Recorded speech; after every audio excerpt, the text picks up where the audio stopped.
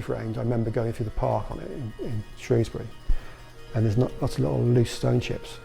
Anyone who's ridden a brand new bike, when you hear that ping, you wince, my baby, my bike, my baby, and that goes away. You hear that ding, you think, it's protected. Our customers are passionate about what they do, they love their bikes, that's why they protect them. So we've got to show the same enthusiasm and the same passion for our product as they put into their riding and their machinery. The product is derived from the automotive industry.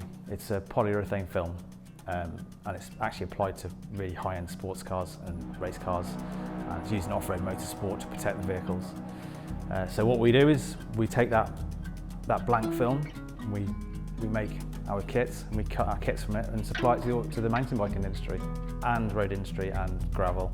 To protect the bike in such a simple fashion, and it's such a small bolt-on for the end user. And yet, when they come to sell the bike, you whip the invisiFRAME off and it looks like new. Lee started doing his own bike. He bought a nice carbon frame, couldn't really afford it. I got one of these great credit cards off Richard Branson with 0% and loaded it with £5,000 worth of credit, and bought a nice mountain bike. I didn't know what to do with it. I didn't know what to do with the bike. Should I hang it on the wall? Do I ride it? If I ride it, I'm going to scratch it. So I thought, I'll use this product, we'll use it at work, and made a kit for it. Wrapped it in automotive vinyl, and then friends saw it on a ride. I was like, Lee, what's this product on the bike? What's this protection? He told me about the product. He said, oh, that's good. Can you do mine? I was like, yeah, sure, go on. Straight away, like, that's all I want is my bike protected. You know, I'm a right goofy rider, and I'm rubbing the chainstays with my heels. And next thing you know, he's like, I've got another customer for you. I was like, yes, I like this idea. This is cool. And I've got another customer for you. Okay, let's do that.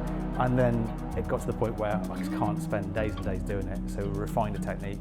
We got some software and got some machines, and we started making kits.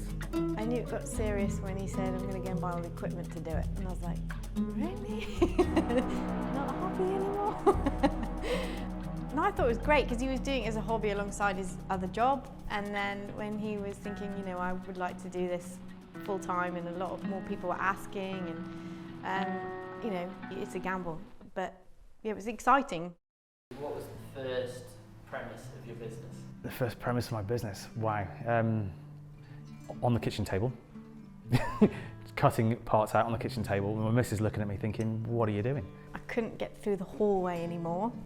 Couldn't sit down to have dinner or sit in the living room because of the stock everywhere.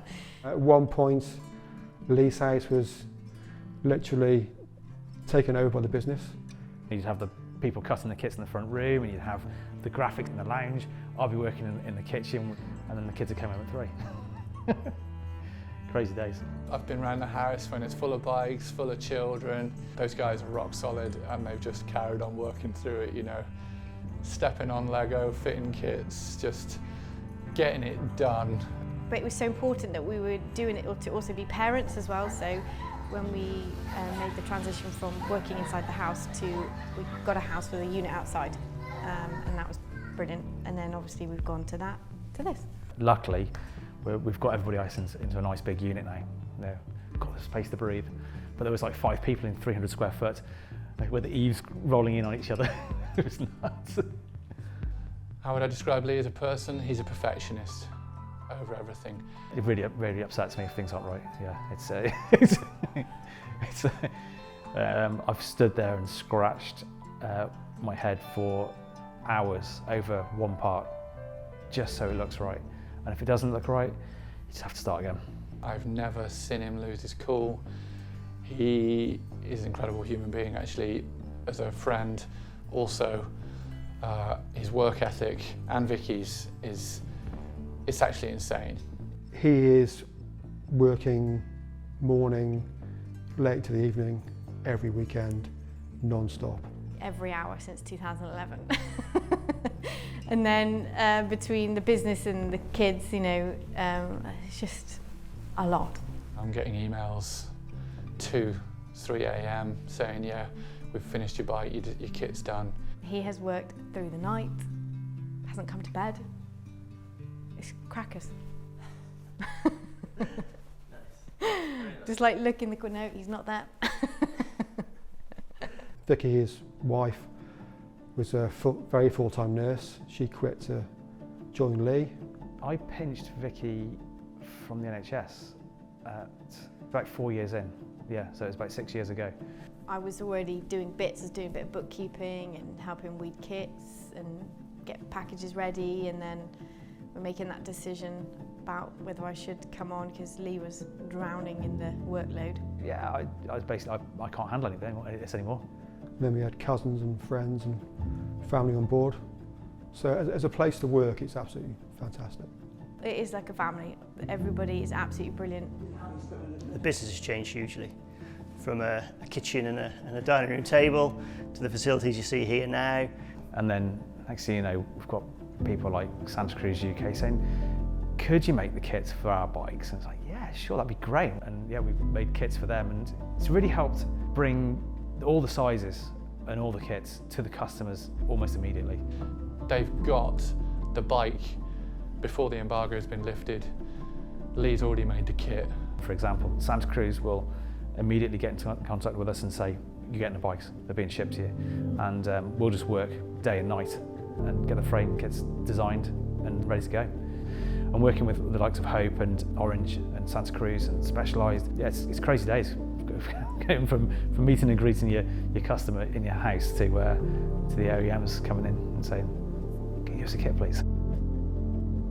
It's been a journey that I've been really proud of, actually. You know, they're my friends and they have been all through this. And to see it go from Lee and Vicky still working full time, Lee as a car painter, Vicky as a nurse, running invisiFRAME, you know, watching it rise up, to them both take the leap of faith. It's just been an amazing journey. I've been glad to be part of it, and leaving my old job was the best thing I ever did. The final stage really now of that evolution of the last 10 years is the XPEL takeover. We are going to partner with XPEL. XPEL is an American company, registered in 1998. We make paint protection film primarily. We see the potential for vast growth within the industry with what we believe to be the best player in the industry. You know, we believe in it. The opportunity they'll give us with even more insight into the film, the technology that goes behind films, and equally with Lee's knowledge and expertise in the application of it onto the bikes, which is going to be different to the car industry, which is where they're key. I think there's a huge opportunity now for us to really drive this brand forwards. Super excited, really, to be able to distribute within each country, to have more products in more stores, things that we just can't keep up with. It's a good market, it's relatively untouched, it's still very young, and the growth factor is massive. A number of our team across the world use invisiFRAME already. We don't only support invisiFRAME, we're users of invisiFRAME for our mountain bikes, and we can see the quality and we can see where the potential is with Vicky and Lee to move forward into other markets across the world. It's the same quality as it was 10 years ago.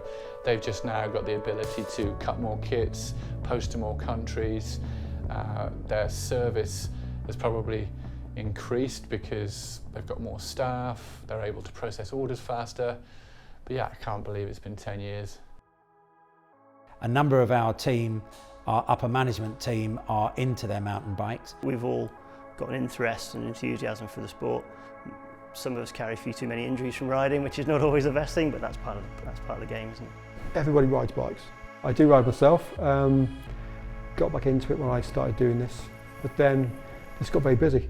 There's so many people that have taken up biking because the environment is just perfect for it. Whether it's rain or shine, you just can't help but just throw a leg over the bike and get out in the Shire, go for a pedal. So many good places to go. It's the opposite end of depression. It's like, I need it in my life. I just can't wait to feel the flow of those trails and yeah, kick up some dust. invisiFRAME, the actual finished product from 10 years ago to now, is the same. It's been top quality from day one, and it still is. And I'm really proud of what they've achieved, and 10 years is only the start of it.